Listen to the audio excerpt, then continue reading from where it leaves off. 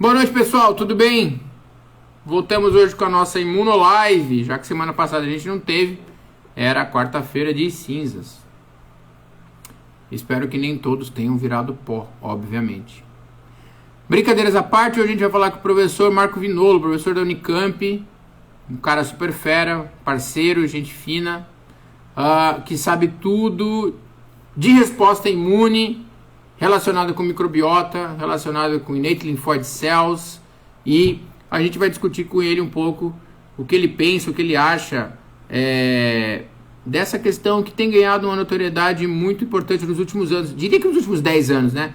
O projeto Microbiota Humano foi publicado uns anos atrás, então é uma área bastante interessante e eu tenho certeza que todos nós estamos extremamente curiosos para falar para a gente. Ele já mandou o invite. Eu peço desculpas pelo reflexo nos meus óculos, coisa de amador. Pelo menos eu comprei uma luz, né, para iluminar. Mas daqui a pouco eu tiro meus óculos. Vamos lá. Marco, você tá por aí? Aí, Marco, tudo bem? Fala, Jean, tudo bom? E você? Eu tô ótimo, e você? Eu tô aqui, cara, tô tenso aqui, aprendendo a mexer nas ferramentas aqui do Instagram e tal, mas eu acho que eu vou sobreviver. Claro que vai, maravilha. Eu agradeço muito você ter feito um Instagram para conversar com a gente hoje.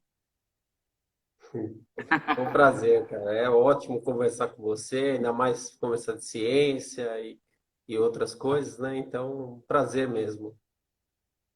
Maravilha. Ô, Marco, você consegue aumentar um pouquinho o volume? Não sei se é só para mim, mas o volume está um pouco baixo. Não É, consigo te ouvir tão vamos bem. falar um pouco mais próximo, fica melhor? Isso.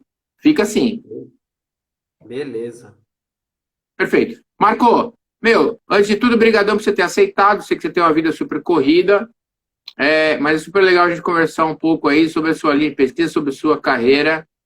Eu tenho certeza que a galera vai gostar bastante. Não sei se você sabe, a gente tem essa página no Instagram e, assim, uma porcentagem bastante grande de pessoas que seguem a gente são alunos de pós-graduação, que eu acho que é bem legal, porque é um canal para eles entenderem e conhecerem um pouco os cientistas, os pesquisadores, o que eles fazem, suas linhas de pesquisa, e eventualmente até não só para entrar em contato e buscar uma pós-graduação, mas para entender também como é que funciona a ciência, como é que não funciona, principalmente para a gente que está aqui, USP, Unicamp, aí essas universidades parceiras, né, aqui de São Paulo.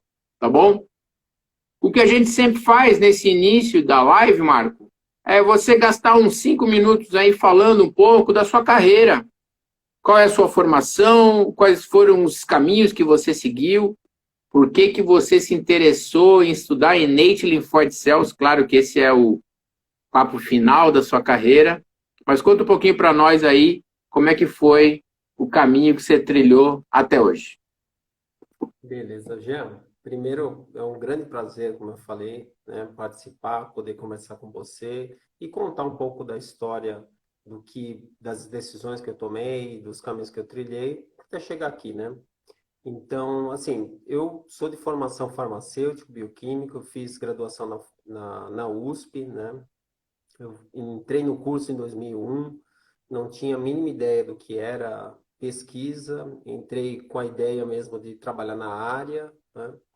E aí, logo no começo do curso, tive uma base forte da parte biológica e química, né? É o começo do curso de farmácia, sabe tão bem quanto eu, é bem pesado, mas, assim, foi inspirador no sentido de ter aula com vários professores que faziam pesquisa e era um momento em que se discutia muito a história do genoma e tal.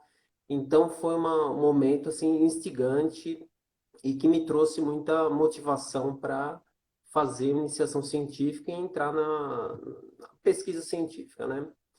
E aí, logo no primeiro semestre, eu fui atrás de fazer iniciação, recebi vários nãos, né? O que é comum na nossa carreira. Aliás, isso vale para todo mundo aqui. Receber ou não faz parte. Em todos os lugares a gente tem que acostumar a lidar e responder às negativas, né? Então, não se desanimem com isso, mas depois de vários nãos, eu recebi um sim, e aí consegui trabalhar com uma área que eu gostava muito, que envolvia, né, uma parte de imuno, geração de células do sistema imune, uma parte de nutrição, que era um modelo de desnutrição experimental, e várias outras coisas que tinham relação direta com o meu curso. Então, foi a iniciação que eu comecei logo no primeiro ano do curso, e isso se estendeu por 4 anos e meio, e foi uma interação fantástica, e foi o que me fez realmente iniciar a pós-graduação e vislumbrar na pesquisa, na carreira acadêmica, um futuro assim que eu desejava, né? Que eu me sentia feliz e que me motivava a seguir. E aí, depois Legal. dessa iniciação, né, durante o processo, eu fiz alguns intercâmbios, tal, foram interações muito boas, tive contato com vários pesquisadores, e aí depois da iniciação eu comecei a fazer pós, e aí foi uma das decisões que eu tomei que hoje ainda não sei se foi a melhor decisão, mas naquele momento me parecia mais acertada, que era fazer o doutorado direto, né? E aí Uhum. eu vou ressaltar isso só porque eu acho que é um ponto importante para vários alunos, né? O doutorado direto é uma escolha que não é fácil, que traz consequências boas. Naquele momento, o número de bolsas FAPESP, assim como recentemente era maior para o doutorado direto, ou a competição era menor, né? Do que para o mestrado, e tinha a possibilidade de fazer um projeto mais longo, né? Porque são 5 anos ao invés de 2 anos, aquela correria do mestrado, que é quase uma preparação para o doutorado, e eu achei por bem fazer o doutorado direto. Foi uma escolha que eu acho que foi boa por esse lado, né? Logo no começo eu consegui bolsa, e isso facilitou bastante o seguir, né? Com a pós-graduação, a gente sabe o quão importante que é esse apoio financeiro, mas, por outro lado, também me trouxe algumas dificuldades, porque eu mudei de laboratório, fui fazer pós-graduação no ICB da USP, com o professor Rui Cury na área de fisiologia humana, com Ah, não sabia. neutrófilos, mas era algo assim que eu não tinha experiência. Então, foi um ano e meio de um monte de frustrações, erros e experimentos que não dão certo, né? E coisas que não andavam. Mas foi um tempo de aprendizado. A gente sabe que quando as coisas dão certo logo de cara, é ótimo, a gente se sente muito bem, consegue andar bem com a história, mas o aprendizado, às vezes, ele fica limitado, porque está seguindo um curso que você esperava, né? O experimento ou aquilo que você programou. Agora, Sim. quando não segue, quando foge um pouco, aí demanda que você pense mais a respeito, que você reflita nos seus erros, ou veja com mais carinho a literatura e tudo mais. E foi isso que eu fiz. E aí, depois, as coisas começaram a andar. Eu fiz o doutorado direto no ano de 5 anos, né? Tive, fiz intercâmbios durante esse período, fui para Irlanda por um tempo, depois fui para o Abraham Institute em Cambridge, na Inglaterra. Então foi um período bem intenso, né, de aprendizado, de amizades, de todo um convívio que foi muito legal para minha formação acadêmica e pessoal também. Eu terminei o Legal. doutorado, e aí, quando você termina o doutorado, não sei se foi o seu caso, Zé, mas a gente sente aquele vazio, né? Bom, agora você vai fazer o quê? Você vai lá, vou fazer concurso, vou fazer pós-doc fora, vou fazer pós-doc no Brasil, e aí a gente às vezes não é fácil decidir, né? Bom, inicialmente a minha escolha foi fazer o pós-doc no Brasil, terminar o que eu tinha do doutorado, né? Tinha alguns projetos em andamento que eu não tinha fechado ainda, mas eu já tinha programado de fazer o pós-doc fora, já tinha feito alguns contatos, alguns pedidos e estava encaminhando isso. Nesse meio tempo surgiu o concurso. E aí eu falei, vou fazer, vou lá ver como é que é, né? Porque a gente em algum momento vai se deparar aqui no Brasil com um concurso. E, Sim. assim, para minha felicidade, eu acabei indo bem no concurso, passei, consegui a vaga, e aí me vi com uma formação, um pós-doc curto, né, no Brasil, tendo que montar um laboratório. E aí eu ressalto isso novamente. Foi uma escolha minha, mas que teve consequências boas, lógico. Terminei o doutorado, logo depois estava lá com o laboratório, ou pelo menos com espaço para conseguir desenvolver minha linha de pesquisa, mas não tinha experiência e não tinha, principalmente assim, um conhecimento para realmente conduzir um laboratório e para conseguir liderar, né? Então, basicamente isso. Então, foi um momento difícil, os 2 primeiros anos, 3 primeiros anos, para conseguir colocar a coisa para andar, né? E aí, assim, só voltando um pouco, né, um ponto que eu esqueci de falar, durante o doutorado, o que eu trabalhei foi ideia de entender mecanismo de interação entre neutrófilos, que são células super importantes do sistema imune, com produtos do metabolismo bacteriano. E eu quis trabalhar com isso porque logo que eu comecei o doutorado, tinha acabado de ser descoberto uns receptores acoplados à proteína G, que eram ativados por esses produtos. E aí, lógico, farmacêutico vê receptor é alvo de ação de molécula, é alvo de fármaco, é a possibilidade de tratamento. Então, eu quis Sim. trabalhar com isso e a gente conseguiu andar muito bem com isso. E depois, pós-doc no meu laboratório, depois eu acabei focando uma parte dos esforços ainda nesses receptores e nessa interação, mas principalmente com o foco de entender mais como se dá essa interação microbiota hospedeiro. Então, isso é um ponto assim que eu acho que nos últimos 20 anos mudou totalmente por causa do surgimento de tecnologias, né, e abordagens que permitem a gente esmiuçar essa interação e poder realmente começar a estabelecer relações causa-efeito e entender mecanismos moleculares. E foi algo que me deslumbrou logo que eu tive o primeiro contato e que continua Legal. a me fazer brilhar os olhos, né? Eu acho que eu costumo comparar, né, a microbiota é quase como o homem indo à Lua, outro planeta. É uma exploração inicial, é um monte de coisa nova e a gente está aí, tendo acesso às tecnologias, tendo acesso a modelos que permitem que a gente faça essa viagem, né?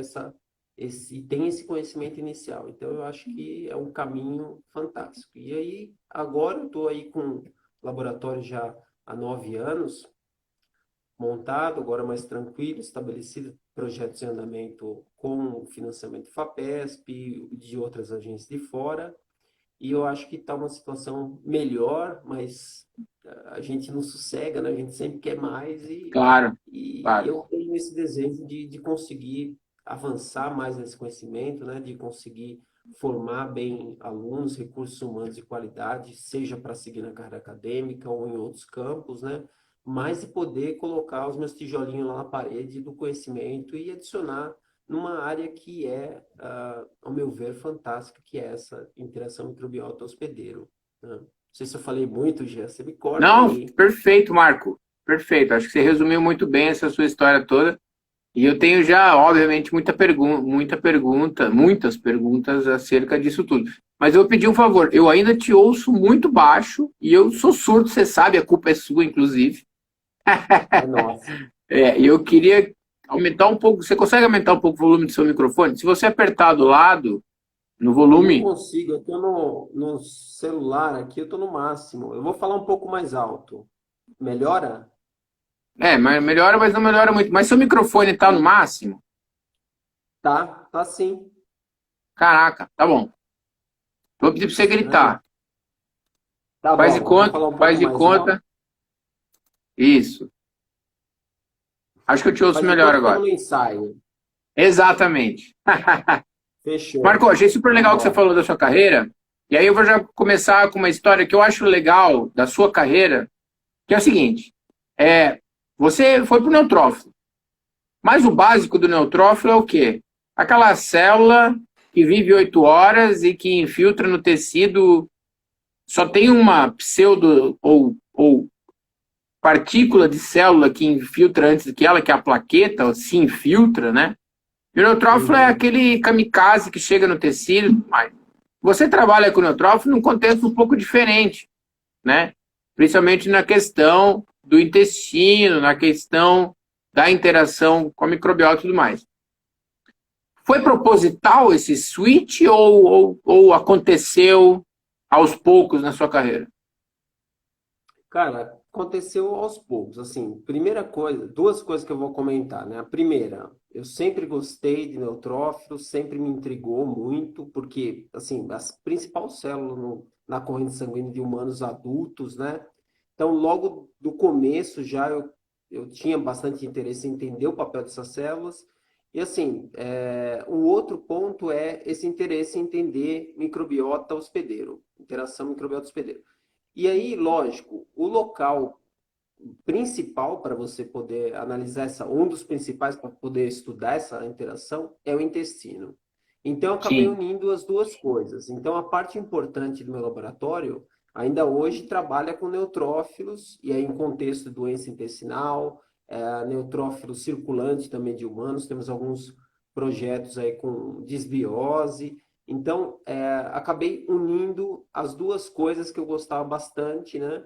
Tornou bem complicada a vida, porque neutrófilo é uma célula que não é simples de trabalhar, né? Tem relação, Não. inclusive, com esse fato de que é uma célula que está pronta para eliminar micro-organismos, então tem uma quantidade de protease e tem uma maquinaria que é para destruir, né?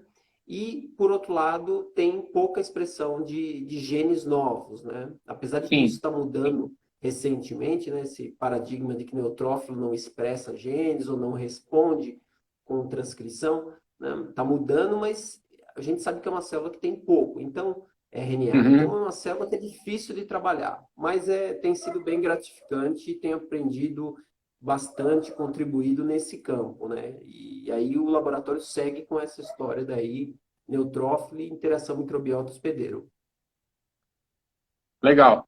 Então, já seguindo para essa. Eu acho super legal essa questão, porque é uma função não habitual do neutrófilo, né? Que a gente está naquela coisa que eu havia mencionado de neutrófilo como, sei lá, first line of attack, né? Aquele cara que vai lá, faz uma DNA trap, se mata, beleza e tal. Você está trabalhando no intestino. Então, assim, uma coisa que eu queria saber de você é, no intestino, como é que é a distribuição de neutrófilo no tecido intestinal? Então, ele está presente na lâmina própria, ele está presente intraepitelial, ou ele está só mesmo dentro do vaso e, eventualmente, a um momento da permeabilidade, ele passa a estar presente? Como é que é? Olha, tem descrição na literatura já de presença de neutrófilo em condição de homeostase no intestino, né? Então, Uhum, tem quantidade bem baixa de células, né? Muito menos do que células residentes, como linfócitos T, innate lymphoid cells, né? Mas tem alguma quantidade de neutrófilos e outros granulócitos lá no tecido intestinal. Função nessa uhum, condição ainda não está muito bem estabelecida, né? O que a gente sabe é que durante qualquer processo inflamatório, seja ele infeccioso ou não, o neutrófilo ele tem um papel muito importante no tecido intestinal. E aí esse papel ele é multifacetado, né? Primeiro, é uma célula que vai lá para destruir bactéria. E aí o intestino é uma bomba de micro-organismos, né? Que estão sim. querendo adentrar o nosso meio interno, né? Então, essas células, elas são importantes para fazer essa defesa inicial. Segundo ponto, a gente sabe que neutrófilo é uma célula muito importante na regeneração do epitélio. Então, por exemplo, o neutrófilo é fonte de citocinas que regulam a proliferação de célula epitelial e controlam o processo de regeneração do epitélio. Então, por exemplo, em Legal. N22, neutrófilo é Uhum, uma fonte importante e vai contribuir para a recuperação do epitélio, né? E tem ainda o papel de remodelamento, né? Regulação do processo inflamatório em si. Então, a gente sabe que mesmo quando o neutrófilo ele já exerceu sua função, grande parte deles vai entrar num processo de apoptose, de morte, mesmo nessa situação, a gente sabe que ele vai regular outras células, porque vai ter outras células lá no tecido que vão fagocitar, vão internalizar o neutrófilo, e esse processo vai fazer com que essas células mudem para um perfil de resolução do processo inflamatório e, posteriormente, para o processo de regeneração. Então, é uma célula que, numa condição de dano, né, ou após o dano, ela vai ter um papel essencial no epitélio intestinal, né? Mas, assim, eu ressalto só que em homeostase também tem, mas ainda não se sabe direito qual é a função, se tem uma função realmente importante nesse contexto. Agora, com inflamação, aí sim tem múltiplas ações que ele pode fazer e coisas que ele controla e contribui lá nesse contexto. Tá? Legal. E aí não tem como eu não pensar levar adiante essa discussão, né? Que assim, a gente está falando de microbiota e a importância do neutrófilo nessa questão homeostática, beleza e tal. A gente teve, principalmente na imunologia, nos últimos, sei lá, a gente é velho, né, Marco? Uns 15 anos atrás, eu diria, foi quando se pensou melhor a ideia da microbiota, né? Com certeza você vai saber precisar melhor do que eu quando, por exemplo, foi publicado na Nature e na Science o projeto, o consórcio genoma, metagenoma humano e tudo mais e tal, né? Você lembra que ano que foi? Eu não lembro. Quando foi? 2016, 17? Eu não lembro, não faz tanto tempo. Eu acho que foi entre 2014 e 2016, eu diria. Então, Saíram vários papers nessa linha. com certeza.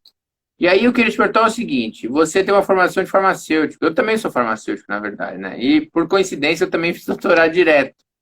Eu também penso que nem, para mim foi tudo bem, foi uma opção que funcionou e deu certo.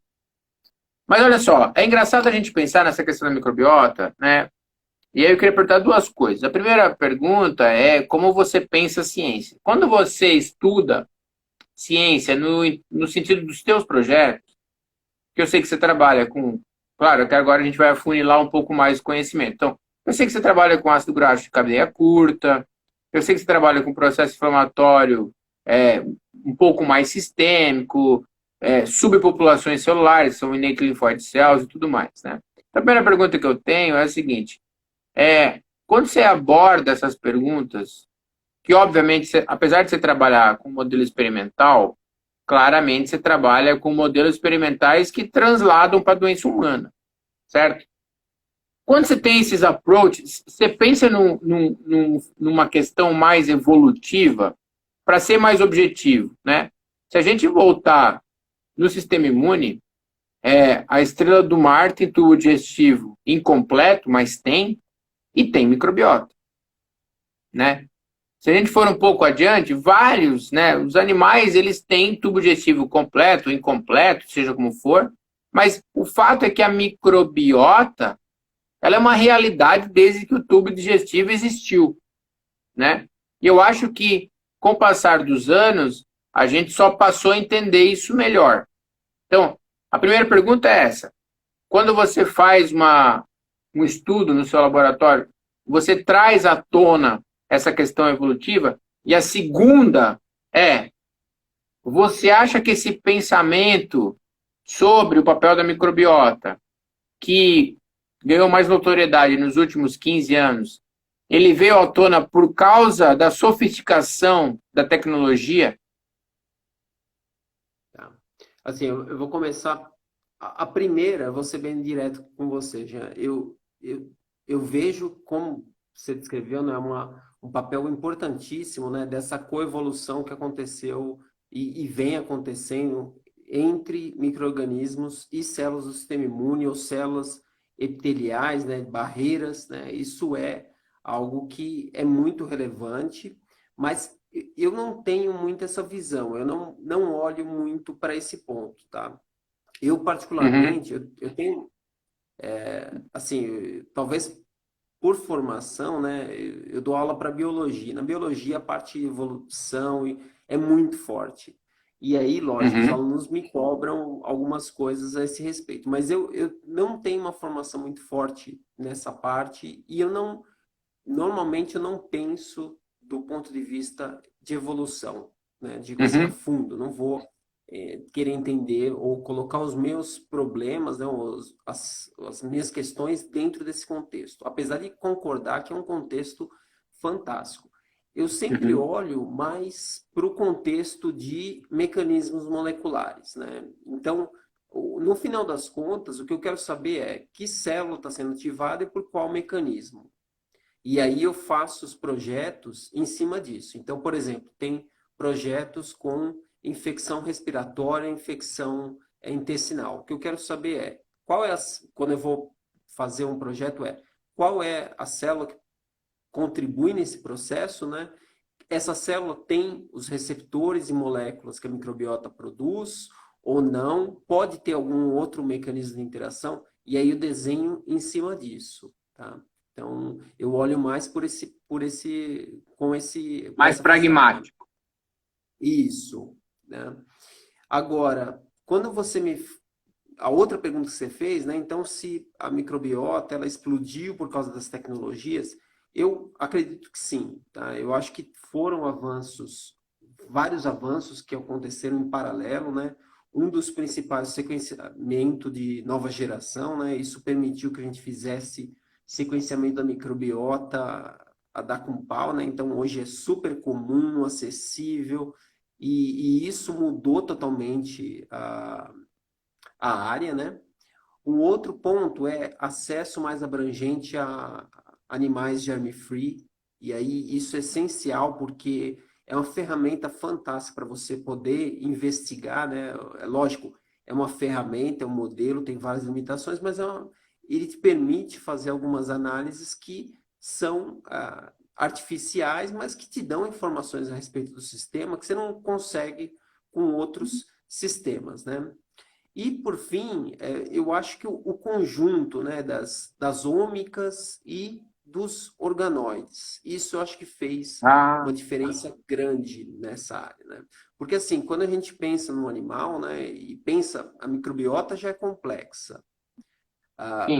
O sistema imune é super complexo. Entender essa interação é muito difícil. Agora, quando você começa a ter ferramentas adicionais para explorar isso, então organoides de intestino, organoides de cérebro, de outros tecidos, isso começa a tornar a coisa mais plausível, começa a tornar mais factível, né? E começam a surgir resultados e dados mostrando relações diretas que vão além de uma relação, uma associação ou uma correlação entre fatores, né?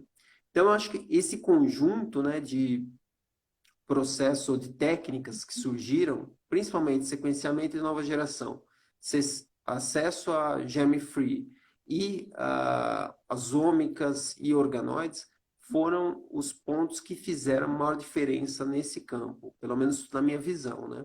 E aí, isso que permitiu que a gente avançasse, saísse daquela história de cultivar 20, 30 bactérias obtidas das fezes, né? Para você ter milhares de micro-organismos e conseguir realmente olhar a complexidade do sistema e tentar relacionar, estabelecer relações causa e efeito entre estes e o nosso organismo. Então, eu vejo esses pontos como os principais.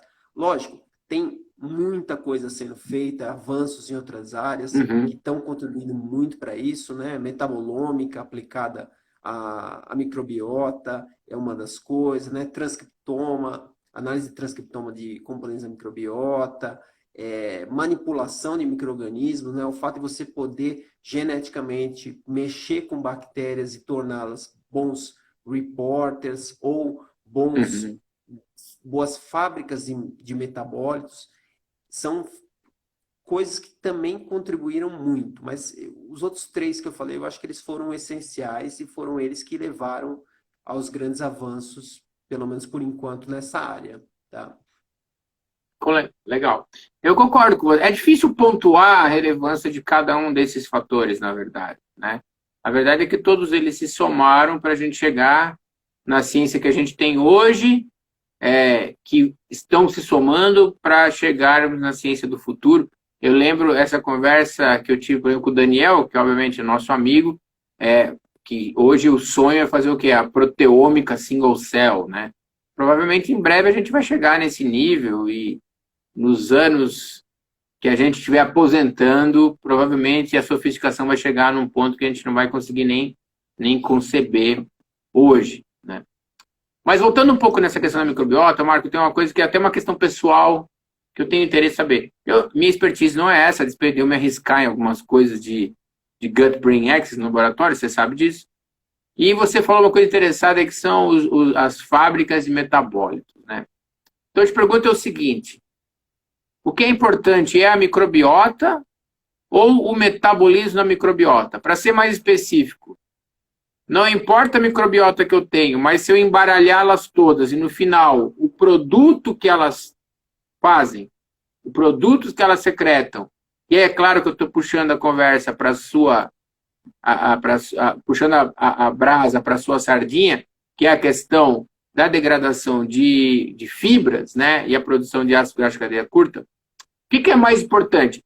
É a bactéria em si ou, na verdade, o que a bactéria está fazendo? Então, esse é até uma mudança que está ocorrendo na área, né? Está ocorrendo, vem já uns 5, 10 anos para cá, né?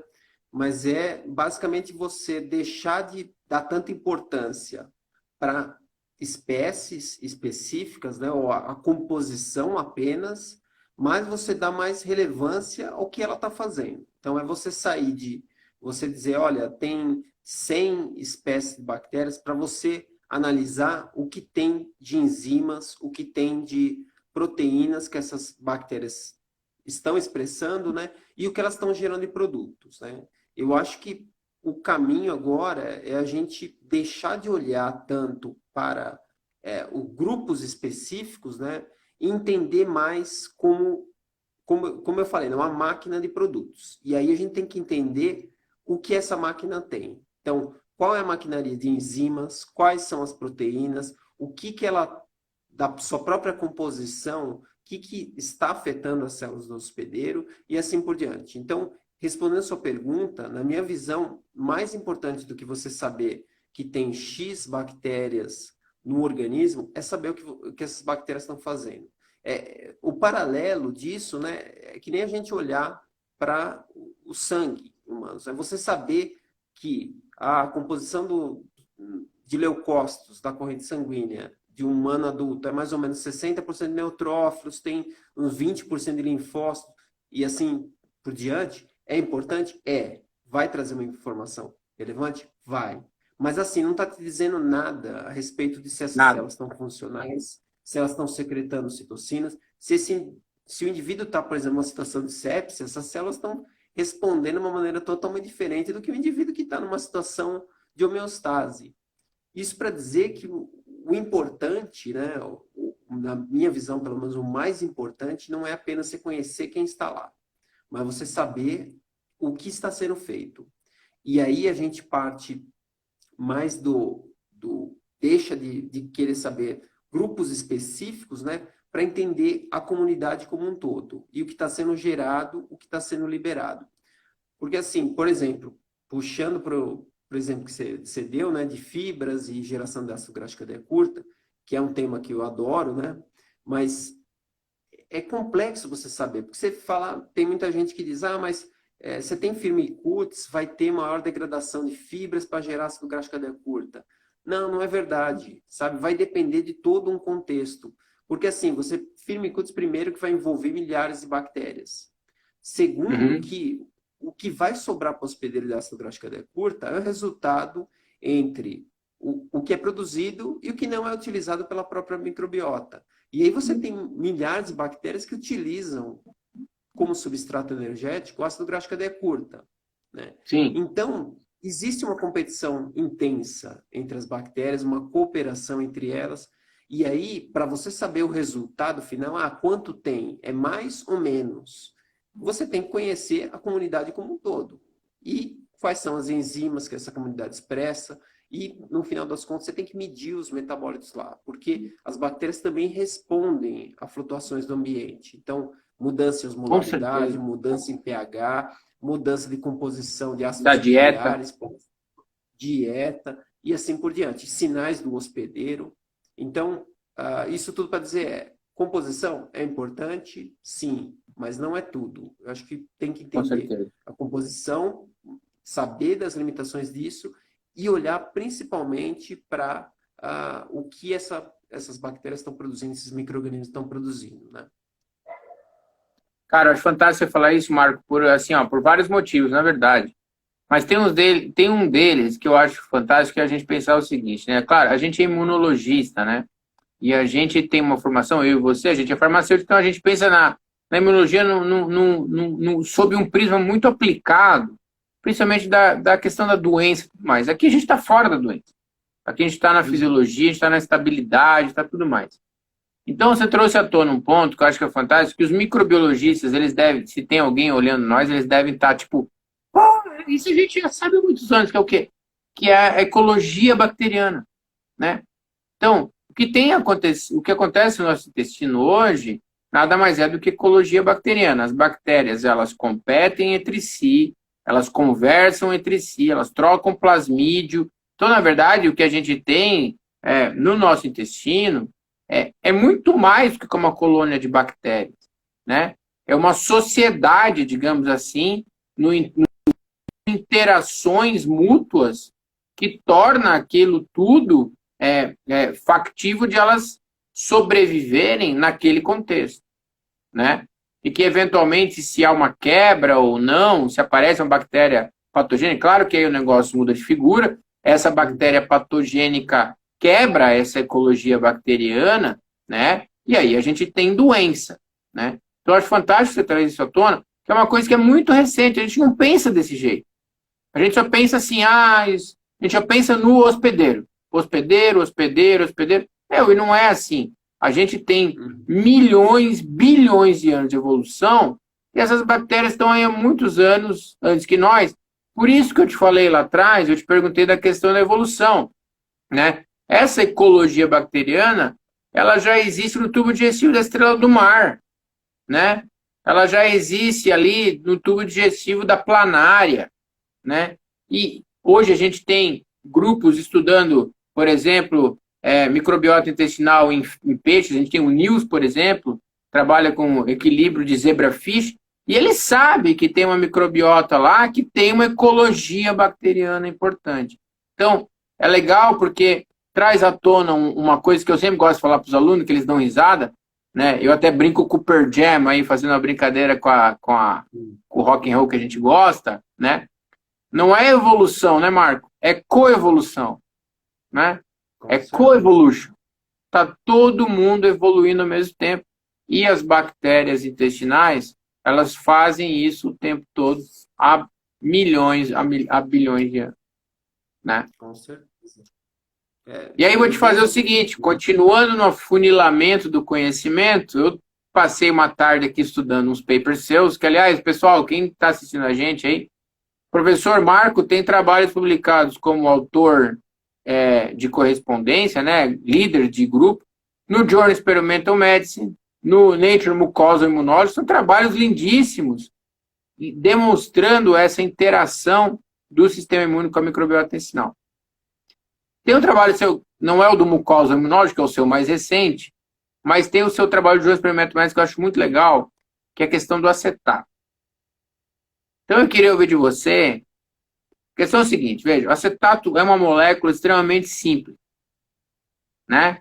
Se eu não me engano, são 2 carbonos, né? O acetato, ele é um ácido graxo carboidrato curto, são 2 carbonos, né? E tem uma função importantíssima, pelo que você mostrou, mudando a resposta imune intestinal, e com certeza há vários trabalhos hoje mostrando a resposta imune sistêmica. Que diabos você pensa que esse acetato de fato está fazendo, né? Você mostra, por exemplo, a ativação de neutrófilos nesse trabalho, que é fora da casinha, porque aqui você está mostrando que o acetato, na verdade, está ativando, recrutando neutrófilos e fazendo um trabalho meio que protetor. Fala um pouco dessa história aí pra gente. Isso, então, o acetato, ele é uma molécula muito pequena, né? Relativamente simples, se a gente comparar com fármacos absurdamente simples, mas ele tem algumas características que são importantes, né? E que fazem com que ele, pelo menos para mim, fizeram com que ele fosse uma molécula interessante de se trabalhar. A primeira coisa é que ele é gerado numa quantidade absurda, né? No intestino, a gente tem uma quantidade milimolar, molar de acetato, né? Ele é produzido na forma do ácido acético, e aí, por causa do pH, ele fica na forma do sal, mas é uma quantidade muito grande.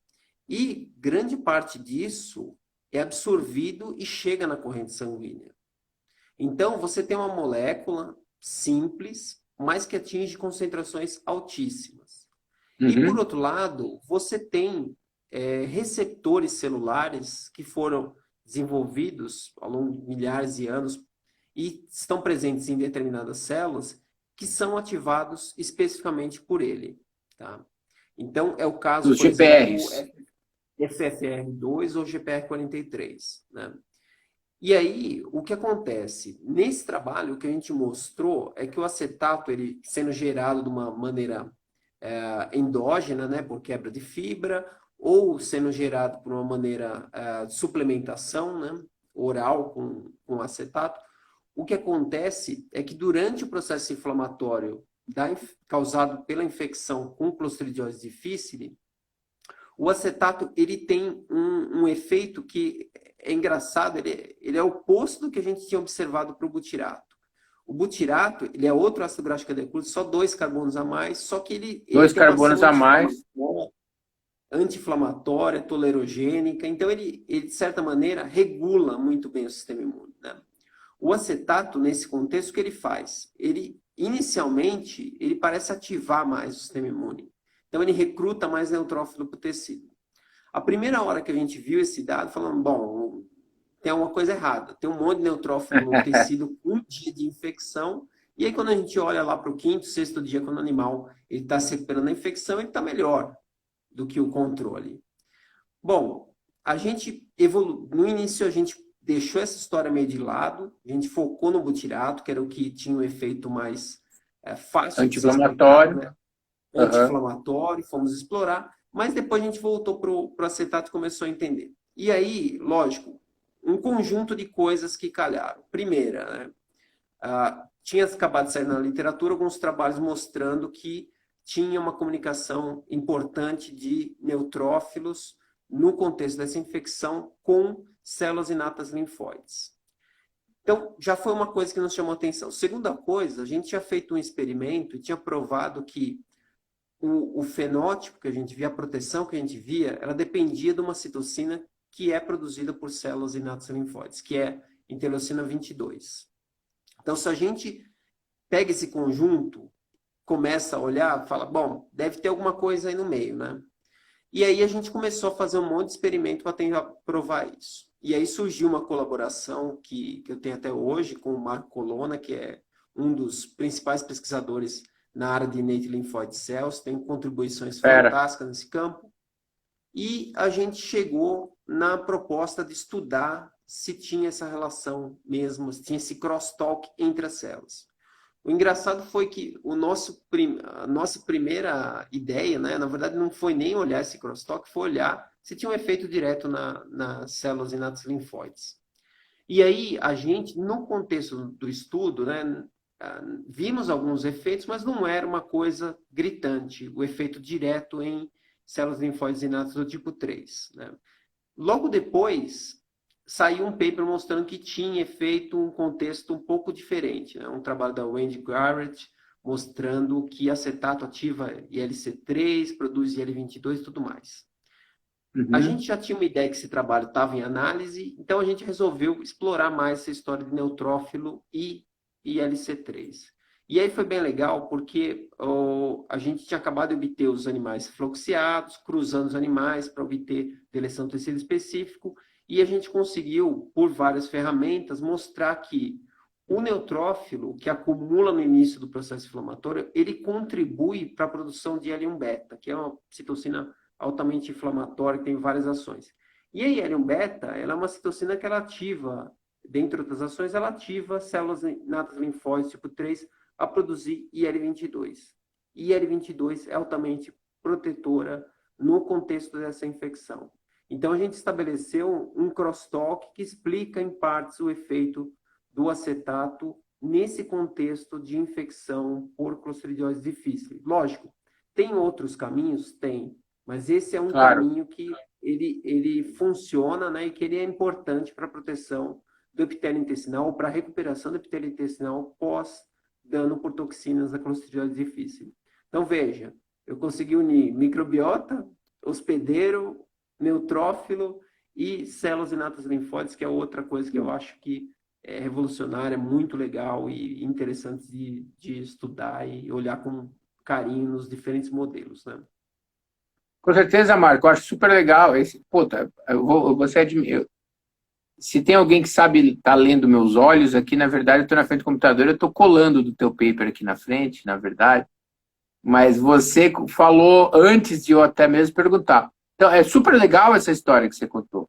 E tem uma história que eu acho que é legal, que quem está assistindo a gente, que se for da pós-graduação, que está se formando e tudo mais, assim, você mostrou um trabalho onde o acetato tem um efeito protetor, você mostrou um trabalho onde o acetato tem um efeito protetor que recruta neutrófilo, e esse neutrófilo recrutado faz mais ele um beta. E apesar disso, ainda você tem uma certa proteção do tecido, pelo motivo que você acabou de falar, que é essa L1 beta vai ativar as IL-6 a fazer IL-22, que tem um efeito protetor no epitélio intestinal, né? Então, assim, obviamente que o trabalho é seu, né? Mas o que eu quero dizer, assim, vocês pensaram completamente fora da caixa, né? Vocês saíram daquele contexto totalmente pró-inflamatório, porque em L1 beta a gente pensa que inflamassoma, a gente pensa naquela resposta inflamatória, piroptose, e beleza, é o que está acontecendo, porque para fazer em L1 beta, claro, na grande maioria das vezes vai ter piroptose, pode não ter, mas é um processo inflamatório. Agora, o sistema é completamente dinâmico, né? Existe, eu sempre falo também para os alunos da graduação, tem uma balança muito importante, que é a balança entre imunidade e imunopatologia. A gente quer ter imunidade, a gente quer ter imunidade, mas a gente não quer ter imunopatologia, a gente não quer fazer lesão, nem que seja intestinal, nem que seja epitelial, seja onde for. Então, acho que você mostrou isso claramente. Eu estou vendo um dado seu aqui que é super legal, que me chama muita atenção, vou até te perguntar, é o seguinte, vocês viram um aumento de L1 brutal, né, muito grande, na verdade, na presença do acetato, mas vocês tiveram, na verdade, uma redução de TNF, né? E aí me leva a perguntar o seguinte, existe uma relação também entre os ácidos graxos de cadeia curta e uma regulação epigenética? Você acha que é isso que está acontecendo? O promotor da L1 beta está aberto e aí está fazendo L1 beta, se bem que a L1 beta não precisa de transcrição, né? Porque ela está pronta, mas o TNF precisa. Mas você acha que tem uma questão epigenética ali acontecendo também? Com certeza, Jean.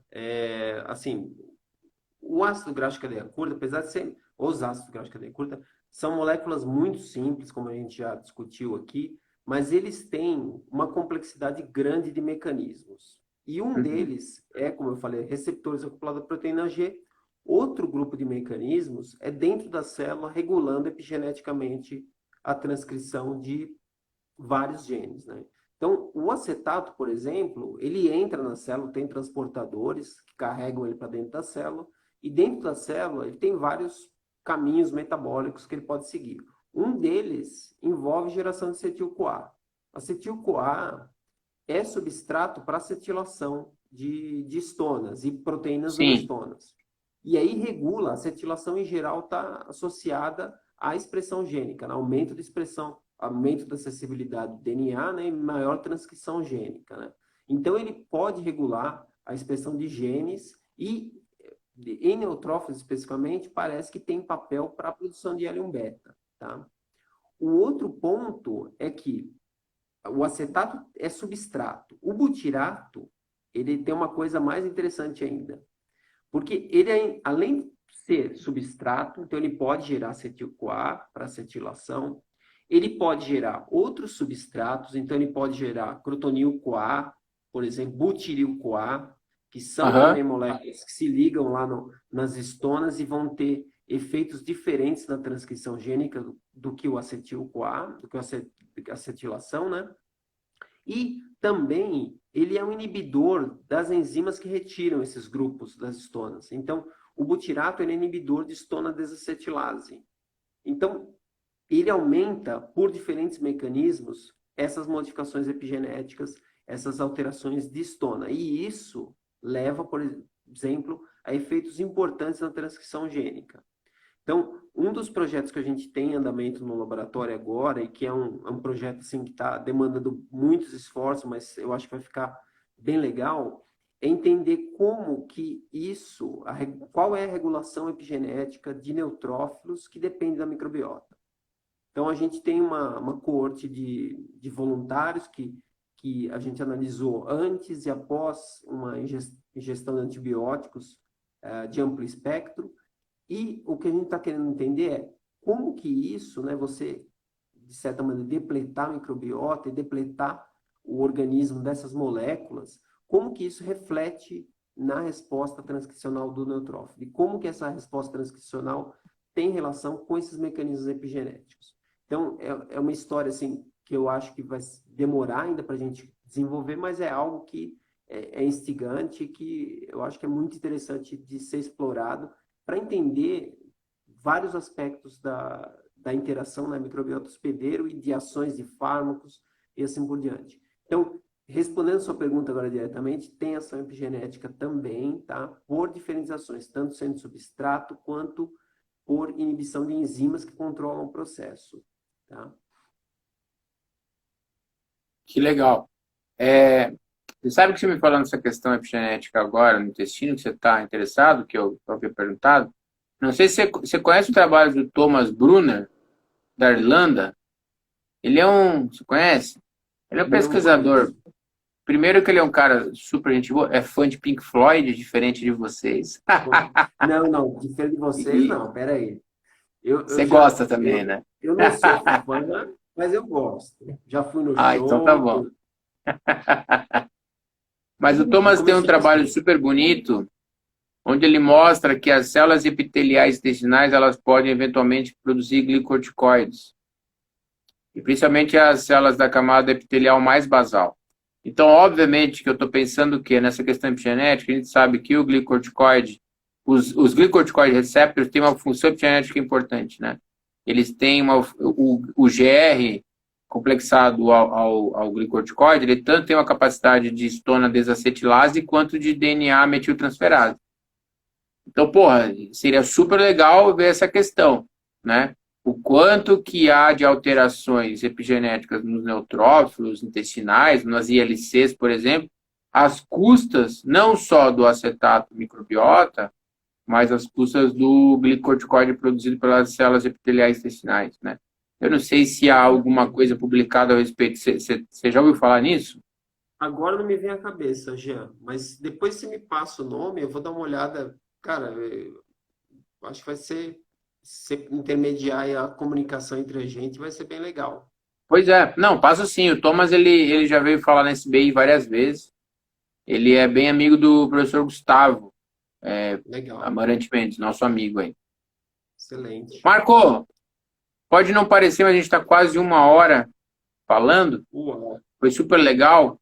Eu sempre deixo esses 5 últimos minutos para quem eu converso. Eu nunca falo entrevista, porque obviamente que não é uma entrevista, na verdade é um bate-papo.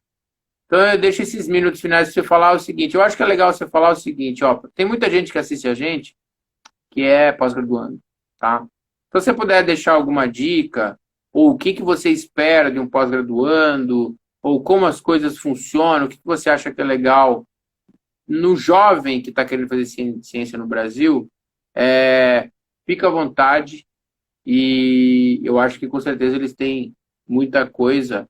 Com certeza eles já gostaram bastante do nosso bate-papo, mas com certeza tem alguma coisa a mais para adicionar nessa questão aí dos futuros cientistas do Brasil.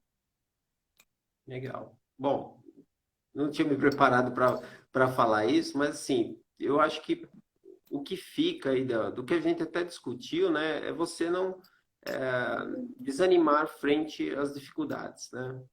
as dificuldades, elas surgem para qualquer carreira que você segue, qualquer coisa que você vai fazer, eventualmente você vai se deparar com uma pedra no caminho, e aí o quanto você vai conseguir se desenvolver, amadurecer com frente a esse desafio, vai depender da sua resposta a ele, né? E aí eu acho que vem o que instiga a gente seguir na pesquisa, né? É você ver que tem algum fenômeno biológico, alguma coisa que ainda não se sabe por que acontece, ou que você quer entender como alterar. E aí vem a beleza da ciência, é entrar em algo que não foi explorado nunca. É aquela história de visitar outro planeta, né? Que o paralelo que eu fiz com a microbiota e os estudos que permitem agora a gente explorar isso. Então, assim, em resumo, o que eu falaria é não desanimar, as negativas a gente recebe continuamente, né? E principalmente, você vai fazer ciência, cara, sinta motivação em fazer isso, faça com muito amor, porque não é um caminho fácil, é um caminho altamente competitivo, mas assim, se você escolheu fazer aquilo, tenha dentro de si a vontade, todo a motivação para fazer aquilo bem feito e se entregar, porque é algo fantástico, né? Eu acho que não apenas do ponto de vista de geração de resultados, de possíveis novos caminhos para terapeuta e tudo mais, mas também por outro lado, que eu acho que eu vou chamar um pouco mais a atenção e tem relação até com o Jean, que é o ambiente acadêmico, né? A gente fica numa vida segue uma carreira acadêmica, né, e continua pesquisando por mais de 20, 30 anos determinados tópicos que são do nosso interesse, que tem uma relevância científica na área, etc. Além disso, a gente forma excelentes amizades e ambientes muito bons de convívio, né? Então, além de ter a motivação de amar a ciência, é você se envolver com as pessoas, né? E você aprender, ensinar e também se divertir. Eu tenho como um dos pontos positivos da carreira, né? Tem alguns negativos, a gente conhece, né? Mas não vale a pena mencionar, mas tem vários positivos. Um deles, por exemplo, é ter excelentes amizades, como é o caso Jean, Daniel, Alessandro e toda uma galera que a gente fala de ciência, fala de outras coisas também, fala de rock and roll, fala de um monte de coisa e se diverte. E ter um ambiente bom, que você se sinta bem para trabalhar e para poder viver. Afinal das contas, né, você vai passar praticamente mais tempo no seu laboratório ou no seu local de trabalho do que em casa. Então é importantíssimo você ter um ambiente que você se sente bem e você sentir que aquilo que você está fazendo vai contribuir de alguma maneira e que te satisfaz também, né? Então, eu acho que esse conjunto, né? Você conseguir superar os desafios, você ter uma motivação interna e querer realmente buscar e fazer, e também aproveitar o lado bom que a gente tem num ambiente tão rico e tão bom que é o ambiente acadêmico, né? Tanto os docentes, mas também os alunos e essa interação, né? E o que ela traz para o nosso crescimento como humanos, né? Não apenas pesquisadores, mas também para a nossa vida em geral. Com certeza, Marco, assino embaixo. Uma das coisas que eu acho mais fantástica na nossa carreira é que a gente não tem rotina, né? Claro que tem um basicão de rotina, mas cada dia é diferente do outro, principalmente que a gente lida com perguntas, e essas perguntas elas são respondidas cada dia de uma forma diferente, porque os experimentos funcionam de uma forma, e por aí vai. E para quem está assistindo a gente aqui, ó, o Marco, cara, além de ser uma pessoa gente fina pra caramba, faça um PubMed dele para você ver, né? Marco, você tem uma consistência enorme, né? Não é porque a gente é amigo, mas eu falo isso para todos que aparecem aqui. Você tem uma consistência enorme de publicação que é fenomenal, né? Publicação em Nature Mucosal Immunology, Journal Experimental Medicine, publicou agora em 2022 o paper na Cells. Porra, isso é fenomenal, cara. No Brasil, com todos os problemas que a gente tem, você tem um laboratório com uma área de pesquisa super interessante, com uma produção super consistente. Então, realmente, cara, te dou parabéns, acho super legal isso, e tenho certeza que tem muito mais aí por vir. E, ao mesmo tempo, você ainda arranja um tempinho para pegar aquela Gibson SG tocar um Black Sabbath, tocar um Iron Maiden, que você também faz muito bem, não é? Ah, eu acho que não faço tão bem quanto o trabalho, mas me diverte bastante. A gente sempre, como músicos, somos bons cientistas, né, Marco? É, a gente se diverte, hein, Jean? Tá bom que a Marco, gente tá eu ficando um queria... pouco surdo, mas vale a pena.